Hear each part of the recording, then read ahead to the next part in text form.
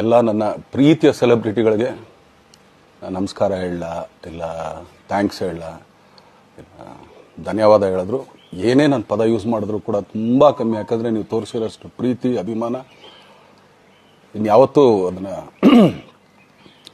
ಅದು ಯಾವ ಥರ ರಿಟರ್ನ್ ಮಾಡೋದು ನನಗೂ ಗೊತ್ತಾಗಲ್ಲ. ಬಟ್ ಇವತ್ತು ಆ್ಯಕ್ಚುಲಿ ಇಲ್ಲಿ ಕೂತ್ಕೊಳ್ಳೋಕ್ಕಾಗಲಿ ಹೇಳೋಕ್ಕಾಗಲಿ ಒಂದೇ ಒಂದು ರೀಸನ್ ಏನಂತಂದರೆ, ಈಗ ಆ್ಯಕ್ಚುಲಿ ಬರ್ಡೇ. ಯಾಕಂದರೆ ನೀವುಗಳು ತುಂಬ ಆಸೆ ಪಟ್ಟಿದ್ರಿ, ನನಗೂ ತುಂಬಾ ಆಸೆ ಇತ್ತು. ಯಾಕಂದರೆ ಪ್ರತಿಯೊಬ್ಬರನ್ನು ಮೀಟ್ ಮಾಡಿ ಥ್ಯಾಂಕ್ಸ್ ಹೇಳೋಣ ಅಂತೇಳಿ. ಯಾಕಂದರೆ ಪ್ರತಿ ಸಲ ನೀವು ಬಂದಾಗಲೂ ಎಲ್ರಿಗೂ ನಿಂತ್ಕೊಂಡೆ ಆ್ಯಕ್ಚುಲಿ ಕೈ ಕೊಟ್ಕೊಂಡು ಎಲ್ರಿಗೂ ಒಂದು ಥ್ಯಾಂಕ್ಸ್ ಇಲ್ಲ ವಿಷಯ ತೊಗೊಳ್ತಾ ಇದ್ದೆ. ಬಟ್ ಈ ಸಲ ಒಂದೇ ಒಂದು ಪ್ರಾಬ್ಲಮ್ ಏನಂತಂದರೆ, ಏನೋ ದೊಡ್ಡ ಪ್ರಾಬ್ಲಮ್ ಅಂತ ನಾನು ಹೇಳ್ತಲ್ಲ, ನನ್ನ ಹೆಲ್ತ್ ಇಶ್ಯೂ ಅಷ್ಟೇ, ಇನ್ನೇನೂ ಇಲ್ಲ. ಯಾಕಂದರೆ ನಾನು ತುಂಬ ಹೊತ್ತು ನಿಂತ್ಕೊಳ್ಳೋಕ್ಕಾಗಲ್ಲ. ಯಾಕಂದರೆ ಏನು ಪ್ರಾಬ್ಲಮ್ ಅಂತ ನಿಮ್ಗಳಿಗೂ ತುಂಬ ಚೆನ್ನಾಗಿ ಗೊತ್ತು. ಯಾಕಂದರೆ ನಿಂತ್ಕೊಂಡು ನಾನು ಆ್ಯಕ್ಚುಲಿ ಎಲ್ರಿಗೂ ವಿಶ್ ಮಾಡೋಕ್ಕೆ ನನ್ನ ಕೈಲಿ ಆಗಲ್ಲ ಅಂತ.